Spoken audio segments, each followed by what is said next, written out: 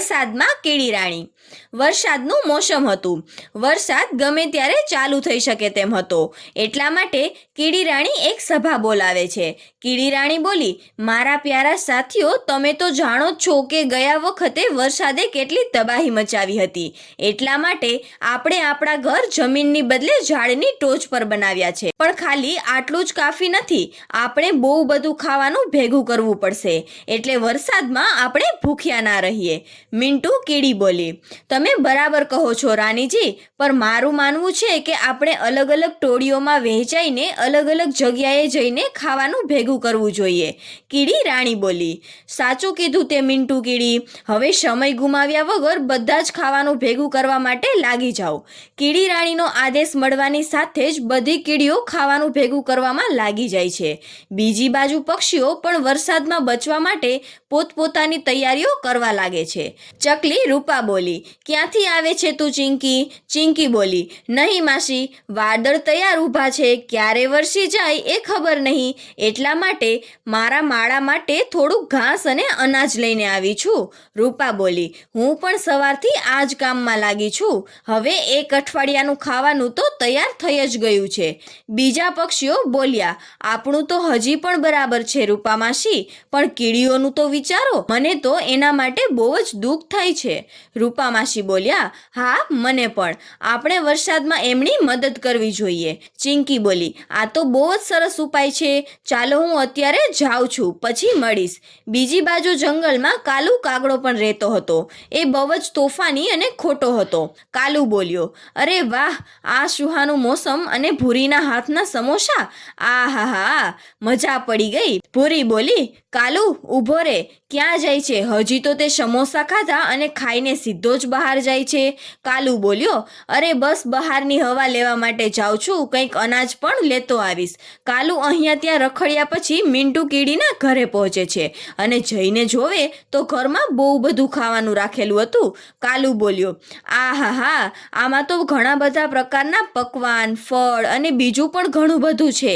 એક કામ કરું, આ બધું હું મારી સાથે લઈ જાઉં, પણ આનાથી મારું અને ભૂરીનું પેટ તો નહીં ભરાય. એક કામ કરું, અહીંયા જ ખાઈ લઉં.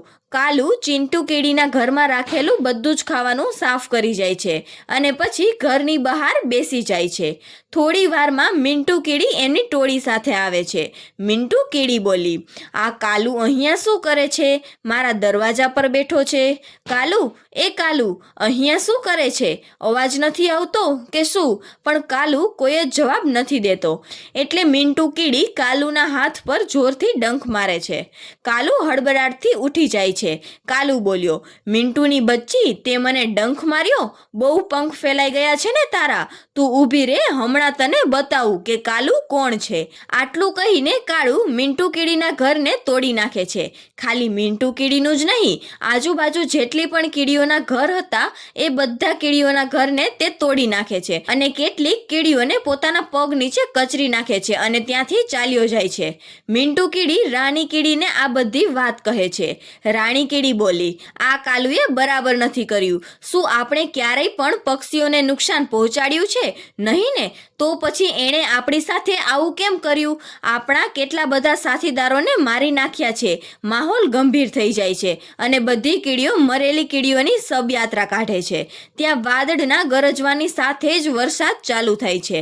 રાણી કીડી બોલી, હું એલાન કરું છું કે આપણા મરેલા બધા સાથીદારોને શહીદનો દરજ્જો આપવામાં આવશે, કેમ કે એમણે આપણા બધાની સેવામાં એમના પ્રાણ ગુમાવ્યા છે. એટલા માટે એમને પૂરા સન્માનની સાથે છેલ્લી વિદાય દેવામાં આવશે.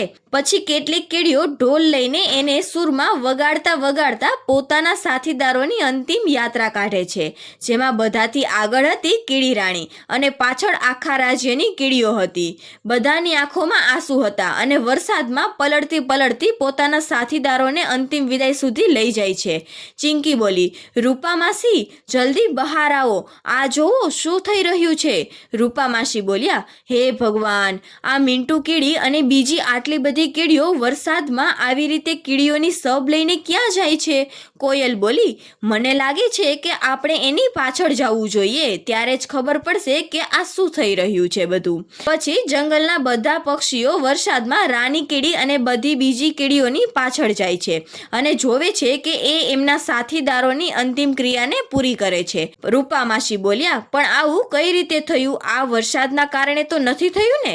ચિંકી બોલી, ખબર નથી માસી, પણ અત્યારે આપણે પૂછવું પણ ના જોઈએ. આપણે એવું કરીએ કે જ્યારે આ બધું શાંત થઈ જાય ત્યારે કીડી રાણી પાસે જઈને આપણે ખુદ તેમને પૂછીશું કે શું થયું છે. કોયલ બોલી, ચિંકી તું બરાબર કહે છે. ચિંકીની વાતથી બધા સહેમત થાય છે અને પોતપોતાના માળામાં ચાલ્યા જાય છે. કીડી રાણી મુસળધાર વરસાદમાં સભા બોલાવે છે અને બધી કીડીઓ પાંદડાની હોડી બનાવીને સભામાં પહોંચે છે. કીડી રાણી બોલી, આપણા સાથીઓની સાથે જે થયું એ ખૂબ જ દુઃખદ છે.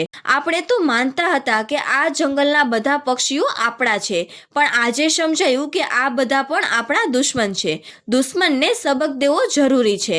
એટલા માટે કાલુએ જે આપણી સાથે કર્યું છે એનો જવાબ દેવો જરૂરી છે. બધા પોતપોતાના ભાલા અને તીર કમાન લઈ લો અને ચાલો કાલુના ઘરે. મિન્ટુ કીડી બોલી, પણ કીડી રાણી અત્યારે તો વરસાદ ચાલુ છે. જો અત્યારે આપણે જાશું તો આપણે પણ વરસાદમાં તણાઈ જાશું. કીડી રાણી બોલી, મતલબી બનમાં મિન્ટુ, હવે ભલે જીવ જાય પણ આપણા સાથીદારોનો બદલો તો જરૂર લેશું આપણે. મિન્ટુ કીડી બોલી, એવી વાત નથી કીડી રાણી, તમારો આદેશ સર આંખો પર. હું તો બસ એટલું કહું છું કે અત્યારે જવું એ સુરક્ષિત નથી. આપણે કાલુને જવાબ દેશું પણ આ વરસાદ બંધ થઈ જાય પછી. હું આપણા બીજા સાથીદારોના સબ ખંભા ઉપર ઉપાડવા નથી માંગતી. કીડી રાણી બોલી, શાયદ તું બરાબર કહે છે મિન્ટુ, તો પછી ઠીક છે. મારા હિસાબથી કાલ સુધીમાં વરસાદ બંધ થઈ જશે.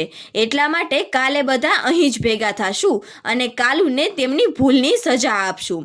કીડી રાણીનો આદેશ માનીને બધી કીડીઓ એ જ હોડીમાં બેસીને પોતપોતાના ઘરે પાછી ચાલી જાય છે. મિન્ટુ કીડીનું બચ્ચું બોલ્યું, માં, કાલે શું થવાનું છે? કીડી રાણી બહુ ગુસ્સામાં હતા. મિન્ટુ કીડી બોલી, હા બેટા, કાલે જે થશે એ આની પહેલા આ જંગલમાં ક્યારેય નથી થયું અને હું માંગતી પણ નથી કે આવું થાય. પણ કાલુની એક ભૂલના કારણે હવે જંગલના પશુ પક્ષીઓની સાથે આપણા સંબંધ ખરાબ થઈ જશે. બચ્ચું બોલ્યું, એટલે શું માં? મિન્ટુ કીડી બોલી, અત્યારે તું નાની છે, જ્યારે તું મોટી થઈ જઈશ ત્યારે હું તને બધું સમજાવી દઈશ. અત્યારે તું સૂઈ જા. અહીંયા મિન્ટુ કીડી તેમના બચ્ચાને સુવડાવતી હતી અને બીજી બાજુ ચિંકી બેચેન હતી એ જાણવા માટે કે કીડીઓની સાથે શું થયું. એનું ઘર મિન્ટુ કીડીના ઘરથી વધુ દૂર ના હતું, એટલે ચિંકી વરસાદ જ મિન્ટુ કીડીના ઘરે જાય છે. મિન્ટુ કીડી બોલી, ચિંકી તું અહીંયા કેમ આવી છે? પાછી ચાલી જા. તને તો ખુશી થતી હશે ને કે કાલુએ આ બધું કર્યું એના પર? ચિંકી બોલી, કાલુ? શું કર્યું કાલુ ભાઈએ? અને તું મારી સાથે આવી રીતે કેમ વાત કરે છે મિન્ટુ? આપણે તો સારા મિત્ર છીએ. મિન્ટુ કીડી બોલી, કઈ મિત્રતા?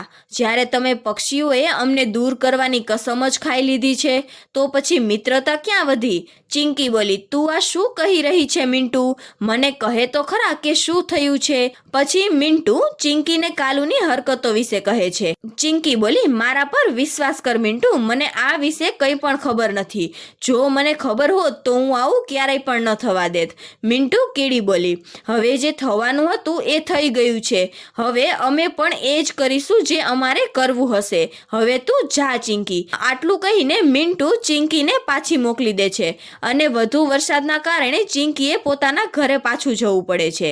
બીજા દિવસે કીડી રાણી બોલી, આજે પણ આ વરસાદ બંધ થવાનું નામ નથી લેતો, પણ હવે બસ મેં વિચારી લીધું છે કે આપણે આજે જ અને અત્યારે જ કાલુને સજા આપીશું. બધા પોતપોતાના હથિયાર લઈને ચાલો મારી સાથે. કીડી રાણીનો આદેશ માનીને બધી કીડીઓ કાલુના ઘરે જાય છે. એના ખાવાથી લઈને બધી વસ્તુઓને વિખેરી નાખે છે. ભૂરી બોલી, કાળુજી, આપણી સાથે આ શું થઈ રહ્યું છે? આ કીડીઓ આપણી સાથે આમ કેમ કરે છે? પણ કાલુ કંઈ જ બોલતો નથી. ત્યાં રાની કીડી બધી કીડીઓને આદેશ આપે છે કે કાલુ અને ભૂરીના કાનમાં ઘૂસી જાય અને કીડીઓએ પણ એવું જ કરે છે. કાલુ બોલ્યો, બચાવો, બચાવો, કોઈ બચાવો મને, મારાથી ભૂલ થઈ ગઈ, મને માફ કરી દો. ભૂરી બોલી, મને જવા દો, ખૂબ જ દર્દ થાય છે. કાલુજી કંઈક કરો. ત્યાં ચિંકી, રૂપા માસી, કોયલ, સિંહ રાજા અને જંગલની બાકી ચકલીઓને લઈને આવે છે. સિંહ રાજા બોલ્યા, કીડી રાણી, મને ચિંકીએ બધું જ કહી દીધું છે. હું માનું છું કે કાલુએ જે કર્યું એ ખોટું છે, પણ જે તમે કરો છો એ સાચું છે. કાલુની સાથે સાથે ભૂરીને પણ સજા આપો છો. શું તમને નથી લાગતું કે આ જંગલની એકતાને જાળવી રાખવા માટે તમારે અમારી પાસે આવવું જોઈતું હતું, પંચાયત બોલાવી જોઈતી હતી? કીડી રાણી બોલી, હવે પંચાયત બોલાવી છે તમારે? જ્યારે અમારા સાથીઓને આ કાલુએ નિર્દયતાથી કચરી નાખ્યા હતા ત્યારે ક્યાં હતા તમે બધા? રૂપા માસી બોલ્યા, તું ખોટું સમજે છે કીડી રાણી. અમે તો તમારી મદદ કરવા માંગતા હતા, પણ કાલુ આવું કરશે એ અમને નહોતી ખબર. કાલુ બોલ્યો, મને માફ કરી દો કીડી રાણી, હું એ વખતે ગુસ્સામાં આવી ગયો હતો. હવેથી આવું ક્યારેય પણ નહીં કરું. કાલુનું દર્દ અને બીજા બધાની વાતો કીડી રાણીને ભાવનાત્મક કરી દે છે અને એ કાળુ અને ભૂરીને છોડી દે છે. કીડી રાણી બોલી, કાલુ, આ વખતે જવા દઉં છું, કેમ કે આ જંગલને આપણે એક પરિવાર માન્યો છે. બીજી વખત હવે સજા મળશે. આટલું કહીને કીડી રાણી તેમની ટોળી સાથે ચાલી જાય છે. ભૂરી બોલી, કેટલી વખત કીધું છે કાલુજી, સુધરી જાઓ, તમારી ભૂલની સજા મારે પણ ભોગવવી પડી. રૂપા માસી બોલ્યા, ભૂરી બરાબર કહે છે કાલુ, આ તારી હરકતોને બંધ કરી દે. સિંહ રાજા બોલ્યા, હા, નહીંતર તને આ જંગલની બહાર કરી દેવામાં આવશે. કાલુ બોલ્યો, નહીં, મને માફ કરી દો, આજ પછી હું આવું ક્યારેય પણ નહીં કરું. ભૂરી બોલી, ચાલો ઠીક છે, તમને તમારી ભૂલ સમજાઈ ગઈ. કોયલ બોલી, પણ કાલુભાઈ, ગુસ્સા ઉપર કાબુ કરતા શીખો, અને આની સાથે જ એક વખત પાછું બધું પહેલાં જેવું થઈ જાય છે. વરસાદ ગયા પછી કાલુ પોતે મિન્ટુ કીડીને એક નવું અને સુંદર ઘર બનાવીને આપે છે અને બધા ખુશી ખુશી પહેલાંની જેમ રહેવા લાગે છે. તો બાળ મિત્રો, આ વાર્તા પરથી શીખવા મળે છે કે આપણે પોતાના ગુસ્સા પર સંયમ રાખવો જોઈએ અને ગુસ્સામાં આવીને કોઈનું પણ ખરાબ ના થાય તેમનું ખાસ ધ્યાન રાખવું જોઈએ.